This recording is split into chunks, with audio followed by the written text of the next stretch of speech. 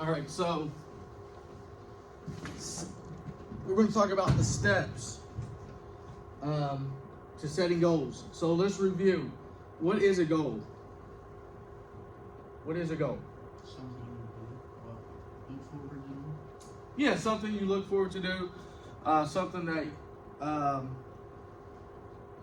you want to do or become or whatever it might be. You know, but what are goals? There's this thing called SMART. How do you set a SMART goal? What's the S stand for?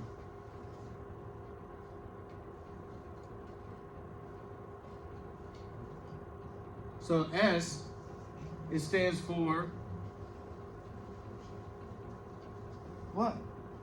I can't say that. Oh, you say it. I forgot what it was.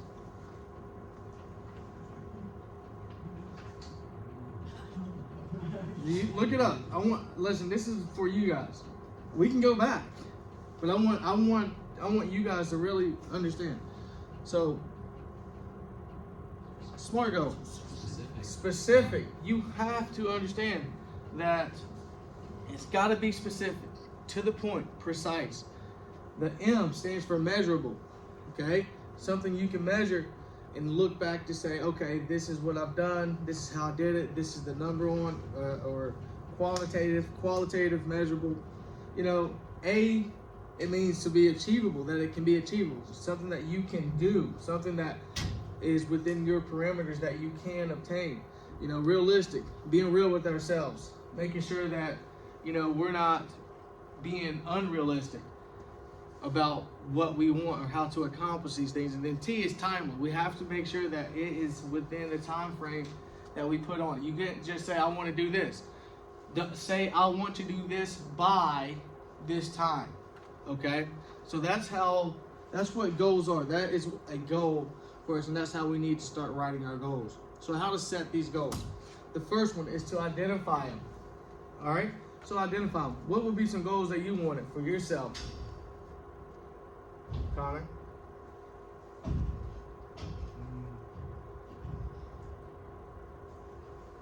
Name one goal.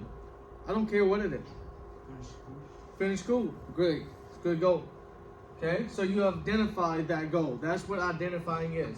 Something is stating something that you want for yourself or for your team or for whoever or whatever it is that you are setting these goals for. Okay? So the next one is to set objectives. So when we set objectives, that means that these are, how many of you guys have played Call of Duty? You have a set of objectives on the campaign that you have to meet, right? To get to the overall goal. It's no different than that. You're setting small tasks for you to perform and complete in order to meet the overall goal. That's what setting objectives means. Okay, pay attention, guys, because we're going to go through this. All right? List the obstacles. So this is where that realistic piece comes in to effect. When you're starting to list obstacles, what are some things that can get in your way? What are some things that will stop you from reaching your goal? Okay, let's take my life experience, what I'm going through right now with the coaching change. I had to weigh the pros and the cons. I had to weigh things that could keep me from leaving or going to another place. You know, and those obstacles I had to maneuver around. You know, I didn't want to let kids down. I didn't want to let anybody down. But I understand why I have to. You understand? That was an obstacle that I had to overcome. All right, that's an obstacle. Okay? So you have to be real, and you have to understand that there are going to be times, there are going to be things that are going to get in your way. Let's take Jane, for example, his girlfriend. You know, his girlfriend keeps him from being great. All right? I'm just kidding, but, you know, so, you know, you have to be realistic about things that are going to arise in your life that are going to kind of derail your train to get to the ultimate goal. And then 4, identify people who can help you reach your goal. This is probably one of the most important steps to setting a goal. You need help. You can do it on your own, but it's hard to do it by yourself. It is extremely hard. Myself, I wouldn't be in the position that I'm in today if I didn't surround myself with people who thought like me, who wanted the same things as me, and who wanted me to do better things for myself. You understand? Those are the type of people that you have to put around yourself. Put successful people in your life that are going to push you and are willing to help you get the things that you want done in your life, of your goals. You guys understand? So what's the most important piece? What's the most important piece of this right now? Up to now. I just said it. Pay attention. The most important piece is to identify people that are willing to help you and to push you and to hold you accountable for when you make a mistake or for when you make the wrong choice. You understand? Don't get people around you that are just going to pump your head up, say you're the best, you're the best, you're the greatest, you're the great. Get people around you that's going to be real with you. Get people around you that are going to, be real with you, but they're also going to help you. Okay? They're going to help elevate you. They have the same mindset as you. Okay? You don't want somebody that's pulling you down and dragging you down.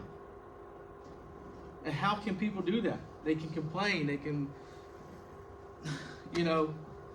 moan and groan about their problems, about the problems that's going on with how you're doing things, or, get people that are going to uplift you and help you and also hold you accountable. All right, next, list the skills.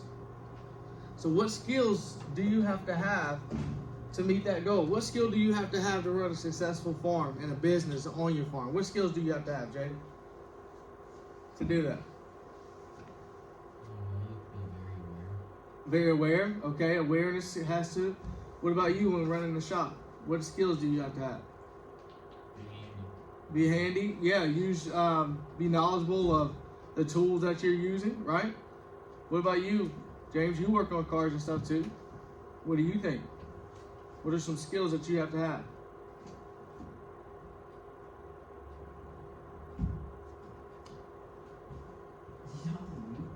I'm talking to you. No, you said. Oh, I thought it said Jaden.